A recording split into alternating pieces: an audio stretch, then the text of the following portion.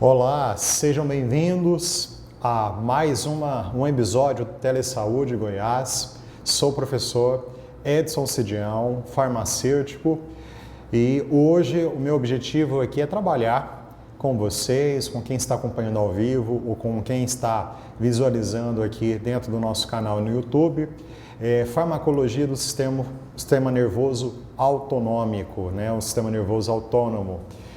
E aí é muito importante lembrar que para entender farmacologia, nós precisamos entender basicamente, primeiro, qual é o funcionamento normal do organismo, como é que as funções fisiológicas são alcançadas, para entender onde a droga vai atuar como fármaco e alterar através do seu mecanismo de ação, aquele funcionamento, aquela fisiologia.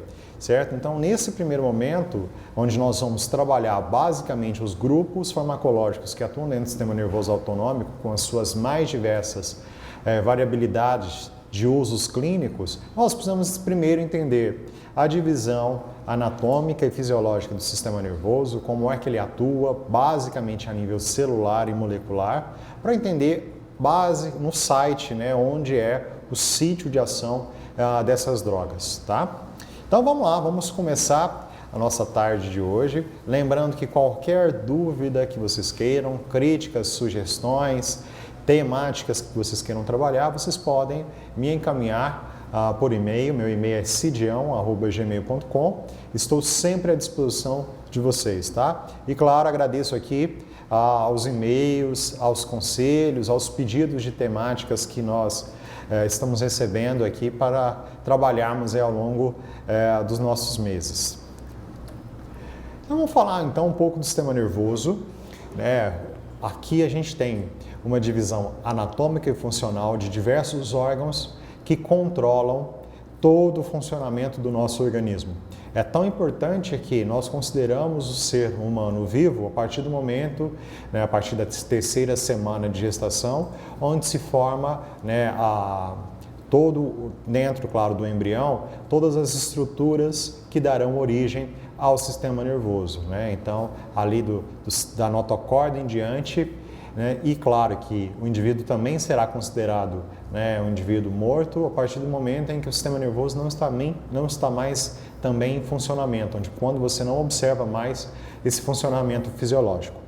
E claro, dentro das estruturas que formam o sistema nervoso, nós dividimos anatomicamente em sistema nervoso central, que é toda a estrutura, todos os órgãos que estão dentro da caixa craniana e, claro, também protegidos pela coluna vertebral, órgãos extremamente nobres que precisam dessa proteção por essas caixas, coluna vertebral e caixa craniana, proteção óssea, justamente pela sua fragilidade e pela sua nobreza. Então, aí nós temos, fazendo parte do sistema nervoso central, o encéfalo e a medula espinhal, que, claro, que são dois órgãos ligados ali pelo tronco cerebral, faz parte da estrutura do encéfalo.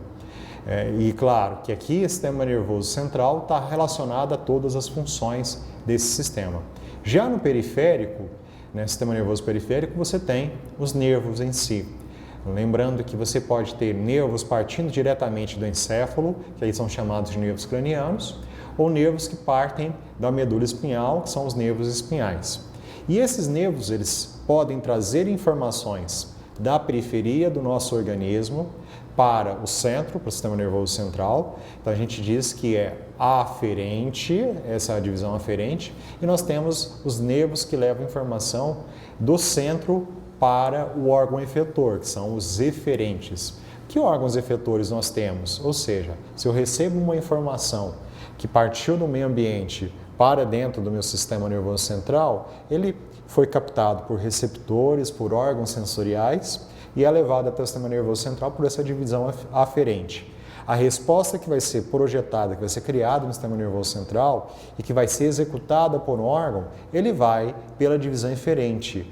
Pode ser músculo, pode ser glândulas. Sempre são só esses dois tipos de órgãos efetores que nós temos. Ou é músculo ou é glândula. E aí o músculo pode ser o esquelético, pode ser musculatura lisa, pode ser um músculo cardíaco, não importa, né? O que importa é que esses músculos só vão se contrair ou relaxar com o funcionamento perfeito e correto da divisão eferente do sistema nervoso periférico. Temos, então, nesse sentido também, uma divisão fisiológica. O sistema somático, ou seja, o órgão efetor, ele vai efetivar a sua resposta, seja uma glândula, seja um músculo, com consciência do organismo. Então, se eu quero realizar um movimento no meu antebraço, né, flexionar o meu antebraço, eu faço isso porque ele faz parte, a resposta faz parte do sistema somático. Se eu não tenho esse controle, eu já tenho o sistema nervoso autonômico, que vai controlar todo o funcionamento interno do nosso organismo, o funcionamento das vísceras. E aí ele subdivide em entérico, sistema nervoso autonômico ou autônomo, parasimpático ou simpático, que é o objetivo principal aqui da nossa teleaula de hoje. O nosso princípio aqui é verificar quais são os órgãos efetores, como é que funciona a efetividade através do controle da divisão eferente do sistema nervoso simpático e parasimpático. E claro que para isso nós precisamos ir a nível celular, entender como ocorre esse processo em si. E aí, construir para vocês um esquema, um desenho que representa toda essa comunicação entre essas células até chegar ao órgão efetor. Então, no nosso esquema, nós temos aqui o tronco cerebral ou medula espinhal, que é de ponto de partida da informação efetora, que é a informação que vai partir do centro de resposta até chegar ao órgão efetor, que pode ser um músculo, pode ser uma glândula. Essa informação, ela atravessa dois neurônios, um chamado de neurônio pré-ganglionar e o outro chamado de neurônio pós-ganglionar. E o gânglio é justamente o local, o sítio onde existe a comunicação entre esses dois neurônios. Então, partindo da resposta efetiva lá do tronco cerebral, ele vai caminhar por todo o corpo celular e axônio do neurônio 1, até chegar à sua porção final, onde ele fará a comunicação sináptica, liberando um neurotransmissor que vai efetivar uma resposta no neurônio 2. Então, esse processo que ocorre dentro do gânglio, que é justamente na comunicação com os dois neurônios, é a sinapse, certo? E aí, prestem bastante atenção nessa bolinha azul que eu representei, que é o transmissor ganglionar, é o neurotransmissor, é aquela substância química que faz a comunicação entre os dois neurônios e que é muito importante porque é justamente aí que algumas das drogas que nós vamos conhecer atuam. E no neurônio pós-ganglionar ele vai comunicar, ele parte então do gânglio e vai até o seu órgão efetor. E lá, comunicando com o órgão efetor, ele também vai liberar o neurotransmissor, mas aí esse neurotransmissor vai se chamar de neurotransmissor neuroefetor, porque ele vai comunicar o neurônio pós-ganglionar com o órgão efetor, que pode ser um músculo, pode ser um gânglio, certo? Então essa comunicação é o que se dá a nível tecidual, ok? Isso é um fato muito importante de considerar, porque é justamente aí que está toda a farmacologia, é justamente aí que as drogas vão alterar, podendo ser na comunicação com o gânglio, ou seja, no gânglio, a transmissão ganglionar entre o neurônio pré-ganglionar e o pós-ganglionar, e pode ser também na segunda opção, entre o neurônio pós-ganglionar e o órgão efetor. Lembrando que esse órgão efetor ou será um músculo que ao receber esse transmissor neuroefetor ele vai contrair e consequentemente gerar um movimento e consequentemente uma função fisiológica. Vamos supor que esse músculo seja um músculo liso que esteja dentro de um vaso sanguíneo. Ao receber essa comunicação, ele vai se contrair. Consequentemente, o vaso sanguíneo vai diminuir o seu calibre e, consequentemente, sistematicamente, ele vai aumentar a pressão arterial naquele organismo. Pode ser uma glândula, como órgão efetor. Por exemplo, pode ser a glândula salivar, que ao receber essa comunicação, vai produzir e liberar saliva na cavidade oral. Certo? Então, são pontos importantes a serem considerados, certo? Então, considerando isso, vamos relembrar ou conhecer, para quem não tem esse conhecimento, a divisão que se tem, né, dessas vias referentes entre o parasimpático e o simpático. São, né, é importante lembrar que é o mesmo sistema, mas com visões distintas, né, funções distintas de execução. O que vai acontecer aqui, a divisão, é uma divisão fisiológica, ou seja, as respostas que cada um desses sistemas vão produzir no organismo é que parecem ser contraditórias, né? Então isso é um fato muito importante a ser considerado. Então lá na divisão parasimpática, né, quais são as funções fisiológicas que são estimuladas por esse sistema nervoso, por essa comunicação eferente? Primeiro, contração da pupila. E aí só fazer uma comparação, enquanto o parasimpático contrai a pupila, diminuindo a quantidade de luz que vai penetrar dentro dos olhos, a divisão simpática faz o contrário, ele dilata a pupila para que haja um aumento da quantidade de luz a ser captada ali pela nossa retina. Então você tem essa divisão, então parece que um é contrário ao outro. A estimulação da saliva e provavelmente, consequentemente, todo o processo de digestão alimentar, ele é estimulado pelo parasimpático. Enquanto o simpático, ele faz o contrário, ele diminui, ele inibe a produção de saliva, ele faz com que o organismo economize água, certo? Então, ele não só vai inibir a saliva, como vai também diminuir os movimentos peristálticos, seja do esôfago, do estômago, do intestino, seja o delgado, seja o grosso, diminuindo a digestão. Então, todo o processo de digestão é o processo do parasimpático. Então, nós até dizemos que o parasimpático, ele é um sistema que vai controlar a nossa digestão. Então, ele vai atuar desde a saliva, mas também nos estímulos dos movimentos peristálticos, no movimento do alimento. Ele vai estimular a vesícula biliar a contrair e, consequentemente, a liberar a bile diretamente no duodeno e, consequentemente, facilitando ali o processo de quebra de gorduras, a micelação, o processo de formação de micelas de gordura, e vai controlar também a inibição da produção de adrenalina pela glândula suprarrenal e, consequentemente, inibir um pouco a divisão simpática. Ele vai relaxar o reto, permitindo todo o processo de digestão. E um fato muito importante a ser considerado, ele também é importante no processo de ereção do órgão sexual masculino. Então ele auxilia, ele vai conduzir todo o processo específico de ereção, fundamental no ato sexual.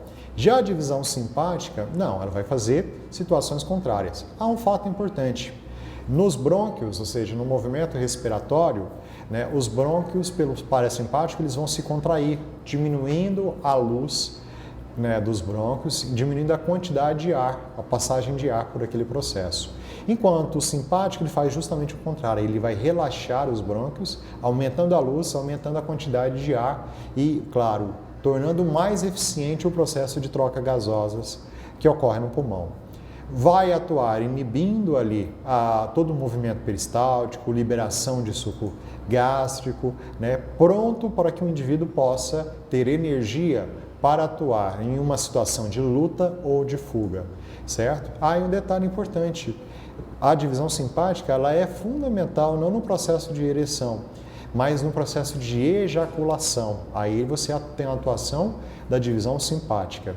E, claro, também ele vai inibir e controlar a bexiga, Na situação simpática, ele inibe o esvaziamento da bexiga, ele vai permitir que o indivíduo segure um pouco mais a urina ali dentro da bexiga. Então, todas essas funções fisiológicas, elas podem ser alteradas por drogas que vão atuar em cada um desses mecanismos, certo? Então, de forma resumida, só para que você entenda, o sistema nervoso autônomo simpático, ele vai atuar de forma a gerar estímulos, claro, ele vai responder a estímulos de luta, necessidade de luta ou de fuga, e as respostas elas são difusas, elas vão ocorrer ao mesmo tempo em diversos órgãos distintos, que seja mais eficiente de forma sistêmica a resposta. Já o parasimpático vai responder a estímulos de ou descansar ou digira, ou ative o sistema digestório de um alimento. E a resposta ela é focada órgão por órgão. Então significa na prática que o sistema nervoso autonômico simpático ele é mais rápido porque ele vai ter inúmeros estímulos atuando, gerando respostas para inúmeros órgãos. Um exemplo bem claro para vocês é o seguinte, olha, imaginem que há uma queda na pressão arterial do indivíduo por algum fator externo, certo? O que vai acontecer? Essa queda na pressão arterial vai estimular receptores, baroreceptores que estão presentes dentro dos nossos vasos sanguíneos e isso vai ativar o sistema nervoso autonômico, mostrando que é necessário estímulos para que haja um aumento da pressão arterial até pelo menos os níveis normais. Então o sistema nervoso simpático vai ser totalmente ativado de forma rápida, na qual inibirá o sistema nervoso autonômico parasimpático, que gera queda. Então só dele estar inativo, a pressão arterial ela vai aumentar. Ele aumenta a resistência periférica, muitas vezes provocando contração dos vasos sanguíneos e, consequentemente, aumentando a pressão. E ele pode ainda atuar sobre o coração, fazendo com que o coração bombeie com maior frequência e com maior força o sangue e, consequentemente, ali você vai gerar um aumento da pressão arterial. Então, tudo isso somado ao mesmo tempo faz com que haja um aumento da pressão arterial, pronto ali para que você possa, por exemplo, garantir oxigenação e nutrientes necessários para que a musculatura possa contrair e relaxar facilmente para uma situação ou de luta ou de fuga. Então, esse é um exemplo que a gente tem de atuação e de resposta específica a um estímulo. Tudo isso que eu acabei de falar está concentrado, né? E vamos seguindo. E agora eu tenho para vocês aqui um exemplo de vocês, para vocês compararem o que ocorre no tecido entre o sistema nervoso simpático e o parasimpático. No meu esquema está faltando aqui, do lado direito da imagem, a palavrinha parasimpático, só para poder fazer a comparação. Qual é a diferença entre os dois no nível tecidual? Muito pequeno, olha que interessante. O corpo celular vai partir, seja da medula espinhal, ele vai partir tanto no simpático quanto do parasimpático. Esse corpo celular ele carrega a informação, vai transmitir para o seu axônio e vai se comunicar ali com o neurônio pós-ganglionar, tanto no simpático quanto do parasimpático, pelo mesmo transmissor ganglionar, que é a molécula chamada de acetilcolina. Então, a acetilcolina ela é um transmissor, ela é uma substância química produzida pelo neurônio pré-ganglionar, que será responsável por estimular eletricamente o neurônio pós-ganglionar através da sinapse. Então, quem produz acetilcolina? Os neurônios pré-ganglionares, seja ele no sistema nervoso simpático, seja no parasimpático. O que vai acontecer? A acetilcolina vai estimular o neurônio pós-ganglionar a gerar ali toda uma comunicação química, fazendo com que esse neurônio pós-ganglionar também, quando chegar a atravessar o axônio e chegar na comunicação com o órgão efetor, produza um outro neurotransmissor, mas esse vai ser um neurotransmissor efetivo. No caso do simpático, será a norepinefrina, ou noradrenalina, é a mesma molécula, e no caso do parasimpático será a mesma molécula acima, da acetilcolina. Essa é a diferença única que se tem entre o sistema nervoso simpático e parasimpático. Ocorre o quê? Diferentes neurotransmissores que comunicam o neurônio pós-ganglionar com o órgão efetor. No simpático, o neurotransmissor é a norepinefrina e no parasimpático é a acetilcolina. Consequentemente, a diferença farmacológica estará aí, certo? Porque são moléculas muito distintas que vão se ligar a receptores nos órgãos efetores distintos, diferentes, e que vão ter todo o metabolismo ali naquele local, no sítio de comunicação, distinto e diferente também, podendo então diferentes drogas atuar. E aí tem claro que a gente precisa lembrar, as drogas podem ser classificadas aí como drogas agonistas, que no seu conceito básico atuarão como se fossem essas moléculas. Elas podem ser de ação direta ou indireta, já já explico isso melhor um pouco para vocês. Ou elas podem ser antagonistas. O que os antagonistas fazem? Impedem a ligação desses neurotransmissores com o órgão efetor. Então você pode aumentar a eficiência simplesmente simulando com uma droga a ligação entre esses neurotransmissores e o órgão efetor, e aí você tem os agonistas, mas você pode também impedir essa ligação, e aí a ação é dos antagonistas. E meu objetivo é mostrar um pouquinho mais sobre cada um desses tipos de fármacos que nós temos, ok? E aqui eu sei que está pequeno, até peço desculpa, mas a quantidade de drogas só classificadas como agonistas colinérgicas é extremamente grande, tá? São drogas que podem, como eu disse para vocês, elas vão atuar no sistema nervoso tanto simpático quanto parasimpático, porque a acetilcolina ela está na comunicação entre o neurônio pré-ganglionar e pós-ganglionar em ambas situações. Mas aí um detalhe importante, como o sítio de ação aí é ganglionar, essas drogas elas não alcançam com um volume, uma quantidade tão alta essa comunicação. Então, basicamente, onde eles vão atuar é lá no sistema nervoso parasimpático, na ligação entre o neurônio pós-ganglionar e o órgão efetor, seja ele um músculo, seja ele uma glândula, certo? E aqui a gente tem os agonistas de ação direta, que vão substituir literalmente a acetilcolina. Então, a gente tem a própria acetilcolina como essa droga, betanecol, carbocol, e assim vai. Nós temos as de ação indireta, que são reversíveis, que vão aumentar o tempo de permanência da acetilcolina ligada no órgão efetor.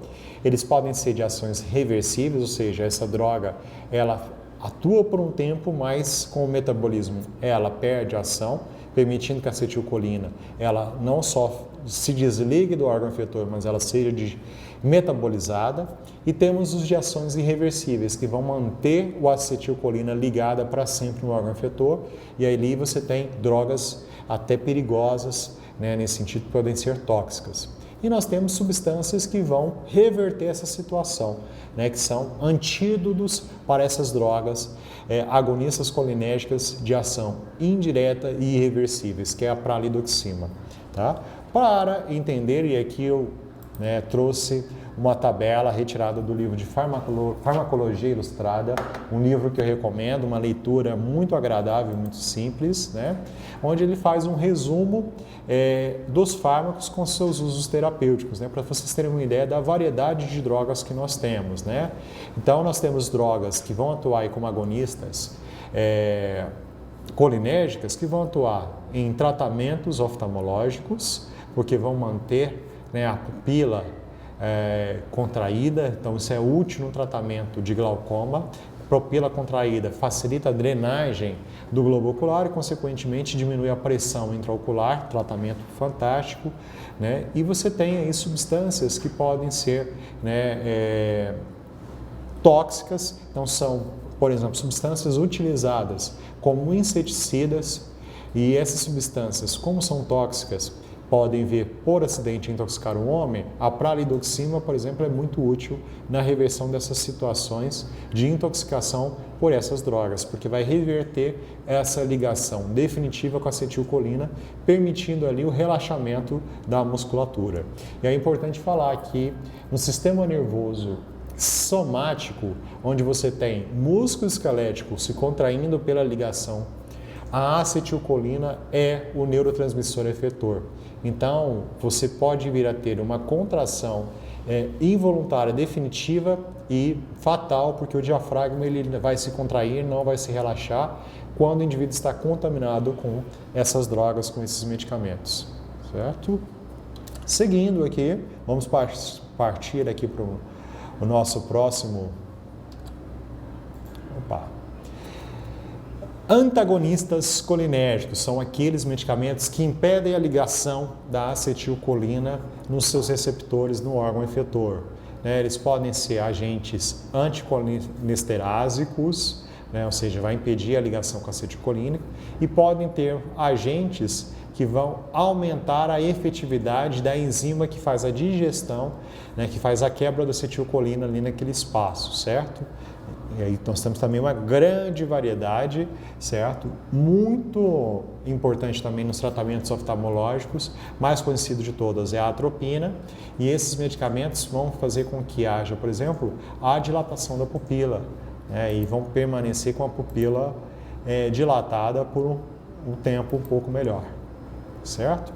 Então, nós temos a atropina, como já disse para vocês, muito útil, né, em tratamentos onde há necessidade da midríase, que é a pupila dilatada, mas ela também é útil para tratar distúrbios do trato gastrointestinal, bem como do trato urinário, né, na incontinência urinária, isso é importante. Secreções respiratórias para diminuir a produção de secreções. Temos a escopolamina, um medicamento extremamente importante, principalmente nos casos de contrações involuntárias, onde você tem as cólicas, seja ela a intestinal, seja ela a cólica menstrual, porque juntamente com os anti-inflamatórios não esteroides, ela vai fazer com que haja uma sedação e uma diminuição dos movimentos peristálticos. O hipatrópio, que é um importantíssimo medicamento para o controle e tratamento de asma, né? E os bloqueadores ganglionários, aí você já tem outro grupo, né, útil aí no tratamento da hipertensão, né, seja ela grave ou não. Então você tem aí os bloqueadores que vão atuar dentro dos gânglios.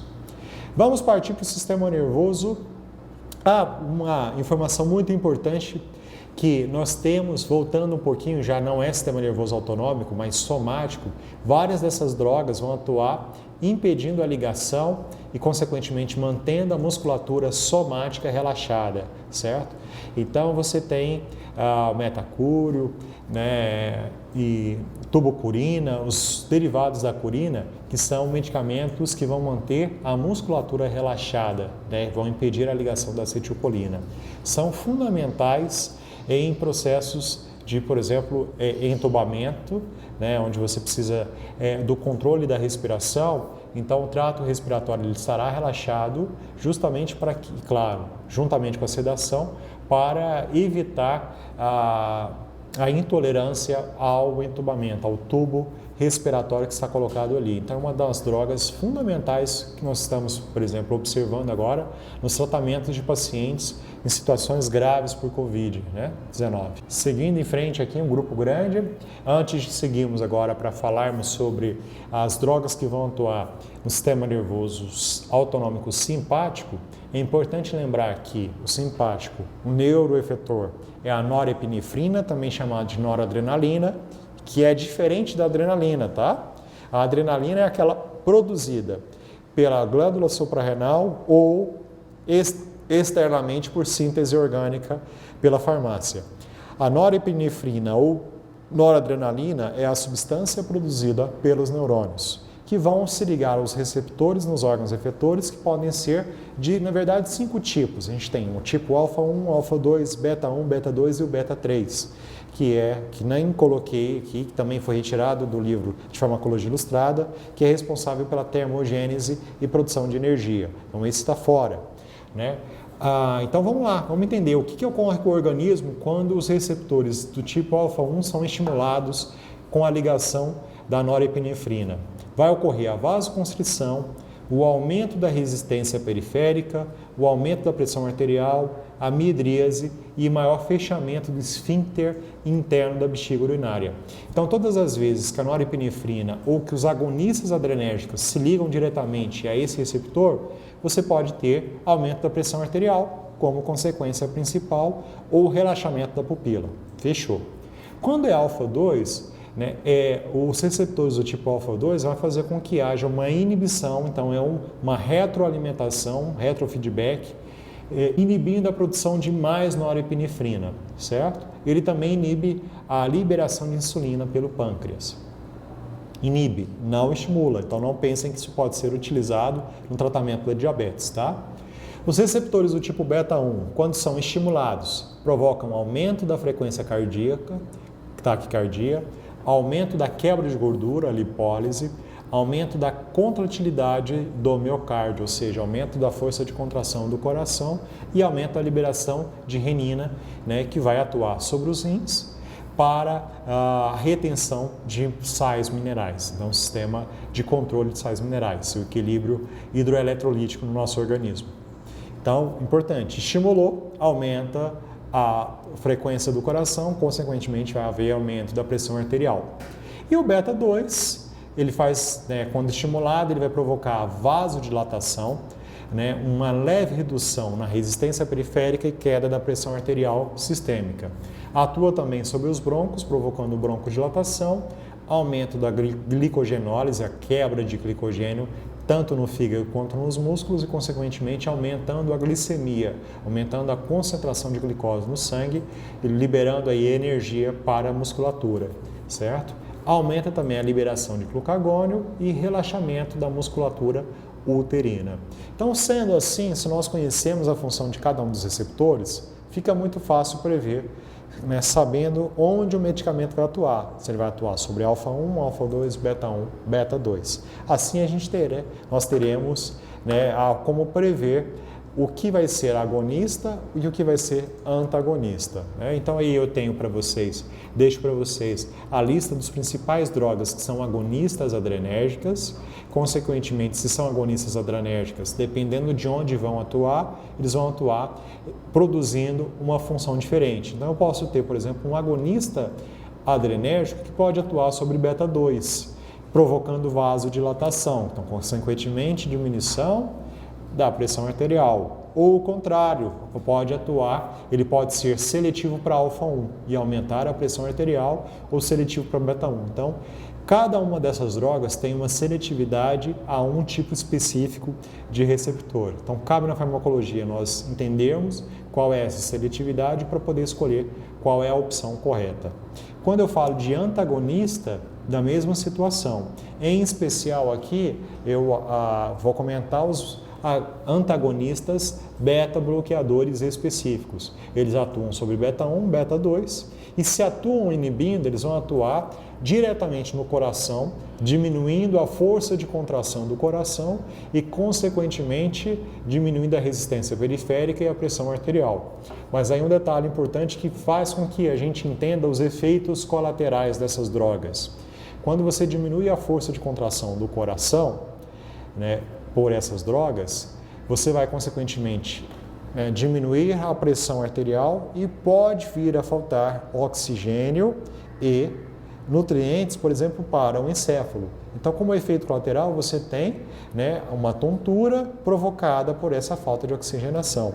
Principalmente uma queda, a gente chama de hipotensão postural. Uma queda, uma tontura, porque o indivíduo levantou, ele fez um movimento brusco e aí faltou a oxigenação e glicose para o encéfalo, então ele tem essa tontura até desmaios, dependendo da situação.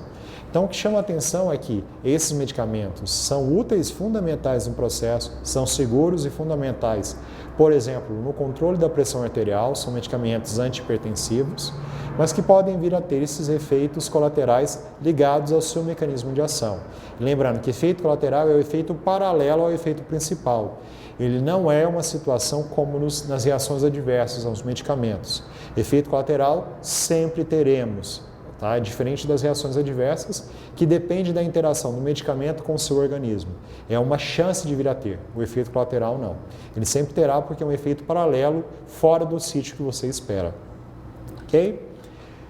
Espero ter contribuído com vocês, é uma aula bem rápida, é um estímulo, né, é um pontapé inicial para quem quer conhecer um pouco mais de farmacologia, precisa ler, precisa estudar, certo? Temos obras fantásticas em língua portuguesa, recomendaria, né, desde o livro chamado Farmacologia Ilustrada, até o livro do autor chamado Goodman, onde você tem ali um aprofundamento nessas questões, obras que estão atualizadas nas suas últimas edições. Tá? E fica claro aqui, estou à disposição para poder tirar dúvidas de vocês, para compartilhar, lembrando que esse material está pronto, para quem estiver acompanhando pode baixar esse material. Isso é uma das novidades que nós implantamos aí nas últimas transmissões. Então, você que está acompanhando ao vivo, basta clicar aí no ícone, você pode baixar essa apresentação que estará disponível para vocês, ok?